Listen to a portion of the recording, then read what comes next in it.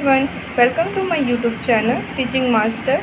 Now at this video, we discuss how to make a lesson science project file and dash lessons plans, and the videos goes to help out to the student who are either doing B.Ed, BTC or DLED. And now in this video is my lesson plan number 11.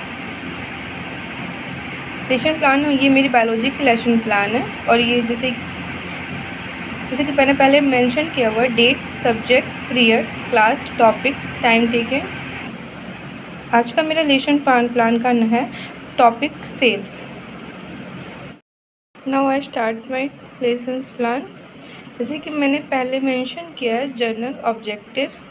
Journal objectives में हम लिखते हैं कि हम अपनी biology की topic, अपने basic biology के लेसन जो होता है वो क्यों पढ़ते हैं। उसके बाद हम लोग लिखते हैं स्पेशल ऑब्जेक्टिव्स। फर्स्टली मैं मेंशन करती हूँ जो जर्नल ऑब्जेक्टिव्स लिखा है उसको मैं, जैसे मैंने फर्स्ट पॉइंट लिखा है to enable the student to apply the knowledge of science to their daily life. जो साइंस है उसकी नॉलेज जो बच्चे हैं वो अपने डेली लाइफ में उसको यूज़ कर सके।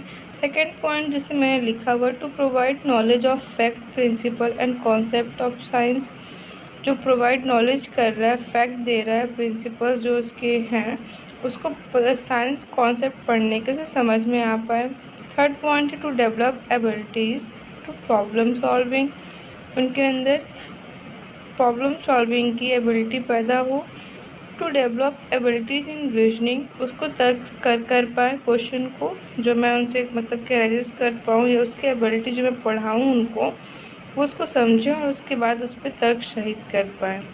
उसके बाद मैंने लिखा हुआ है स्पेशल ऑब्जेक्टिव्स। स्पेशल ऑब्जेक्टिव्स में क्या मैंने फर्स्टली मेंशन किया हुआ student will able to define cell. Student क्या कर पाए, पहले को डिफाइन को सेल को डिफाइन कर पाए। सेकेंड पॉइंट है student will able to know about function of cell. उसके कौन कौन से फंक्शन होते हैं उसके बारे में जान पाए। थर्ड पॉइंट है student will be discuss and know the fact about cell. जो स्टूडेंट होते हैं वो डिस्कस करें और उसके फैक्ट जो होते हैं सेल्स के अंदर जो फैक्ट होते हैं उसके बारे में वो जान पाए। फोर्थ पॉइंट मैंने लिखा हुआ है student will apply the knowledge in different work place. जो मैं से नॉलेज लेंगे, जो आज मैं पढ़ा रही हूँ उससे जो नॉलेज लेंगे उसको डिफरेंट वर्क प्लेस पर उसकी यूज़ कर पाएँ। इसमें मेरा फिफ्थ पॉइंट है student will able to explain the types of cell. Student क्या करेंगे, एबल करेंगे कि एक्सप्लेन कर पाएँ कि कितने प्रकार के सेल होते हैं, कैसे कैसे सेल होते हैं, कौन कौन से सेल होते हैं, इसको बता पाएँ। उसके बाद हम लोग पढ़ेंगे कि टीचिंग एड्स। टीचिंग एड्स में आता है कि हमें पढ़ाने के लिए किस किस चीज़ों की ज़रूरत पड़ती है। जैसे मैंने क्या लिया हुआ, microscope, black board, chalk, duster, a cell of anything जैसे like a skin etcetera something भी, कुछ भी हम ले सकते हैं जिसकी हेल्प से हम लोग उनको माइक्रोस्कोप में दिखा पाएँ कि सेल होता कैसा है।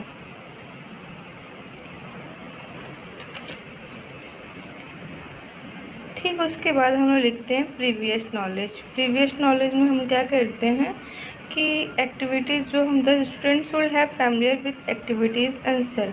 जो भी हम क्वेश्चन करें बच्चा उसके लिए फैमिलियर है कि नहीं उसके बारे में पहले प्रीवियस नॉलेज चेक करते हैं।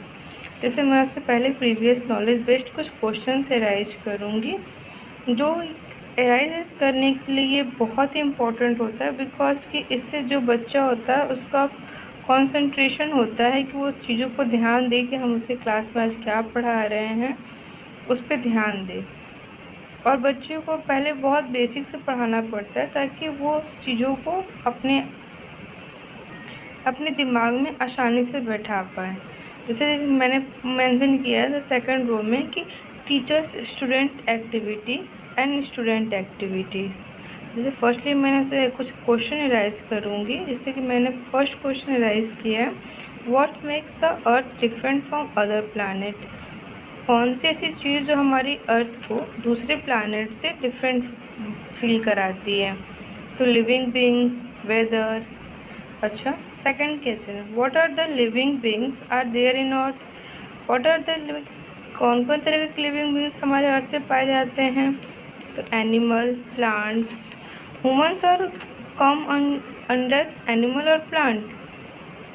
तो बच्चे बताएंगे animal.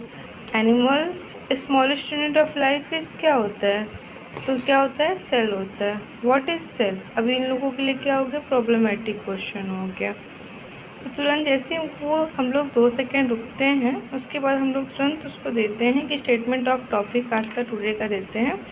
Student, in today class we are going to discuss about या स्टडी अबाउट सेल्स। आफ्टर हम लोग उसका ओवरव्यू क्वेश्चन एराइज करेंगे कि व्हाट इज सेल, सेल क्या होता है, how many types of cell, cell कितने प्रकार के होते हैं, what are the function of cell, cell के फंक्शन क्या क्या होते हैं, how to differentiate and find their types, हम कैसे उन दोनों बाकी सेल्स के बारों में हम डिफ्रेंशिएट यानी विभिन्नताएँ पैदा कर पाएंगे और उन्हें पहचान पाएंगे कि कौन सा किस टाइप का सेल में आता है।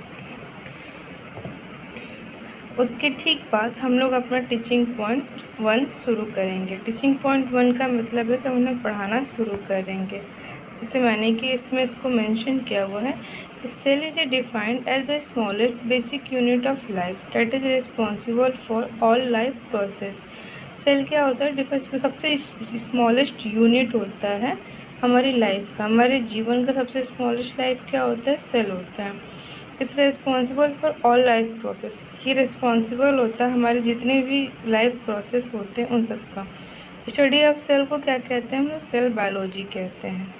स्टडी को सेल बायोलॉजी, सेल को पढ़ने के लिए हम लोग क्या कहते हैं, सेल बायोलॉजी कहते हैं। Robert Hooke was the first biologist who discovered cell. जो रॉबर्ट हुक थे वो उन्होंने सबसे पहले रॉबर्ट हुक ने सबसे पहले डिस्कवर किया था सेल को। All organism is made up of cell, जो जितने ऑर्गेनिज्म होते हैं यानी सबको जितने जीव जंतु होते हैं वो किससे बने होते हैं, सेल के। Microplasma are the smallest known cell, microplasma जो सबसे छोटा होता है, सेल का सबसे छोटा पार्ट जो होता है उसको माइक्रोप्लाज्मा कहते हैं।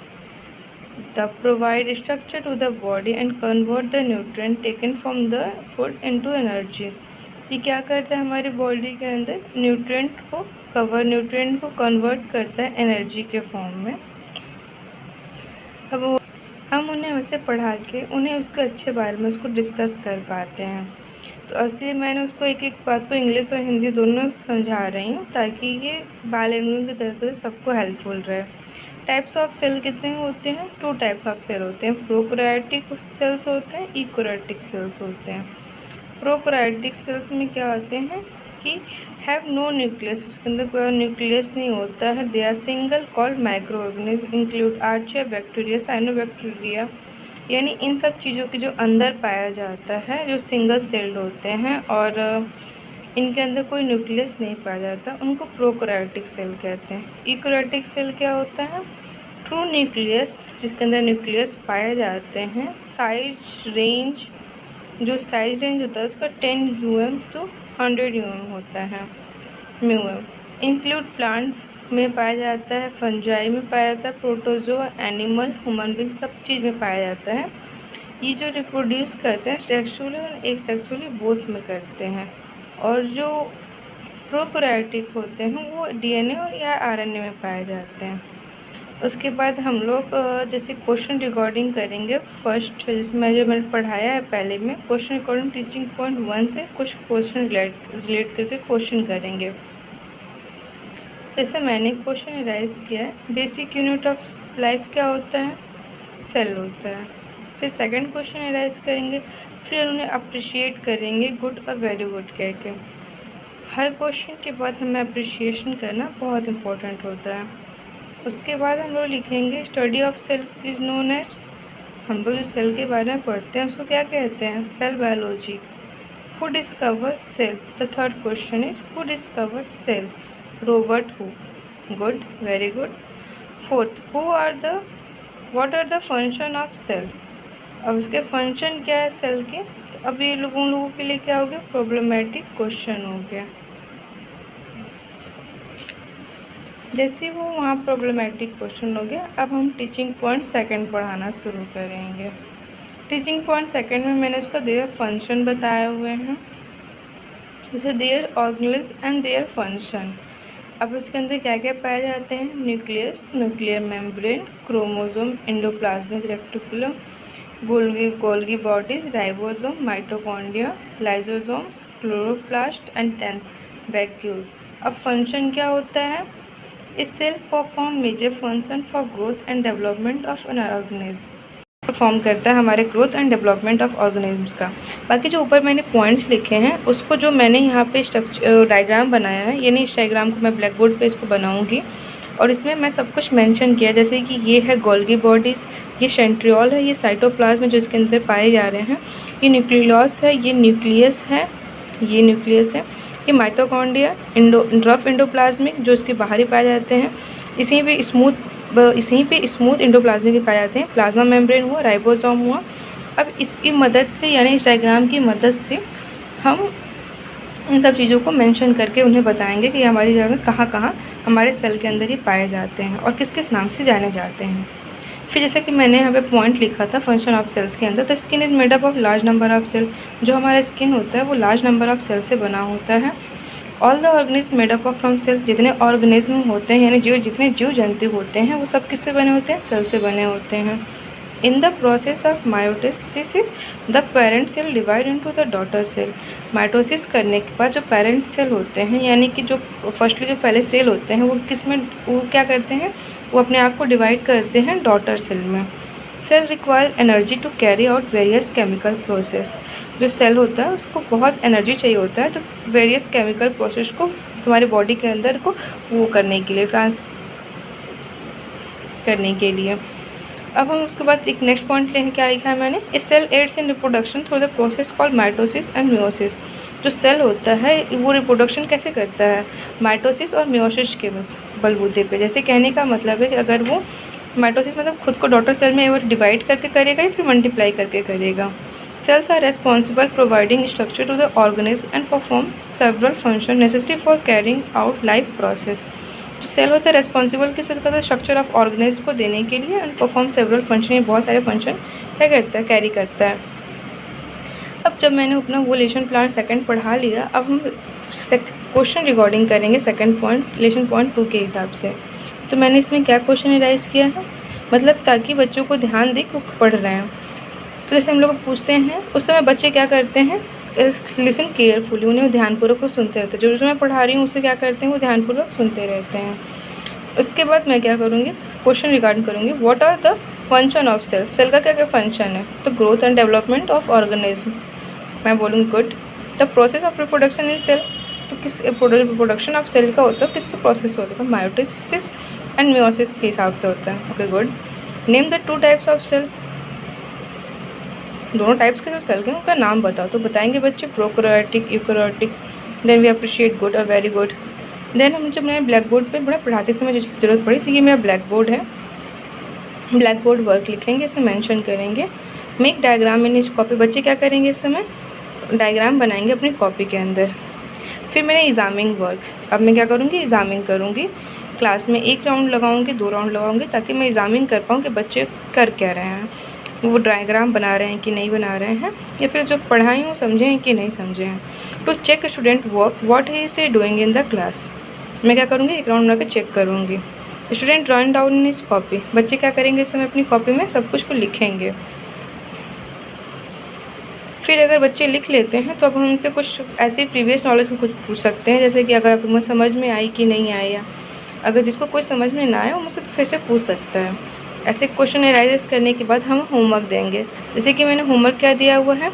Shortly explains cell organelles and the their function.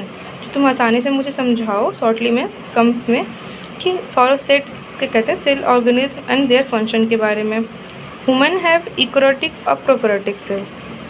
जो मनुष्य होते हैं उनके अंदर इकोरोटिक सेल होता है कि प्रोकैरियोटिक सेल होता है। Define the eukaryotic prokaryotic in your word. अपने शब्दों में इकोरोटिक और प्रोकैरियोटिक को डिफाइन करो। एंड आफ्टर दैट मेरा आज का लेसन प्लान कंप्लीट हो गया। Okay, thank you so much for watching my video.